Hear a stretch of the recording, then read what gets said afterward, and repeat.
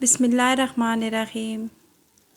ابو جان ایک قصہ سنایا کرتے تھے کہ کسی قبرستان میں ایک شخص نے رات کے وقت لاش کے ساتھ زنا کیا۔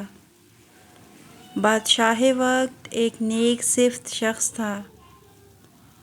اس کے خواب میں ایک سفید پوش آدمی آیا اور اسے کہا کہ فلاں مقام پر فلاں شخص اس گناہ کا مرتکب ہوا ہے، اور اسے حکم دیا کہ اس زانی کو فوراً بادشاہی دربار میں لا کر مشیر خاص کے عہدے پر مقرر کیا جائے۔ بادشاہ نے وجہ جاننا چاہی تو فوراً خواب ٹوٹ گیا۔ وہ سوچ میں پڑ گیا۔ بہرحال سپاہی روانہ ہوئے اور جائے وقوع پر پہنچے تو وہ شخص وہیں موجود تھا۔ سپاہیوں کو دیکھ کر وہ بوکھلا گیا اور اسے یقین ہو گیا کہ اس کی موت کا وقت آ پہنچا ہے۔ اسے بادشاہ کے سامنے حاضر کیا گیا۔ بادشاہ نے اسے اس کا گناہ سنایا اور کہا، آج سے تم میرے مشیر خاص ہو۔ دوسری رات بادشاہ کو پھر خواب آیا تو بادشاہ نے فوراً اس سفید پوش سے اس کی وجہ پوچھی کہ ایک زانی کے ساتھ ایسا کرنے کو کیوں کہا آپ نے؟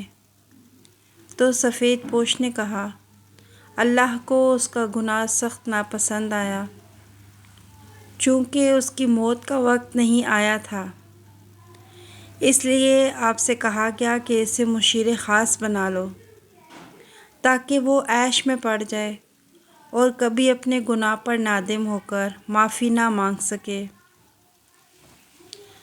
کیونکہ اس کی سزا آخرت میں طے کر دی گئی ہے۔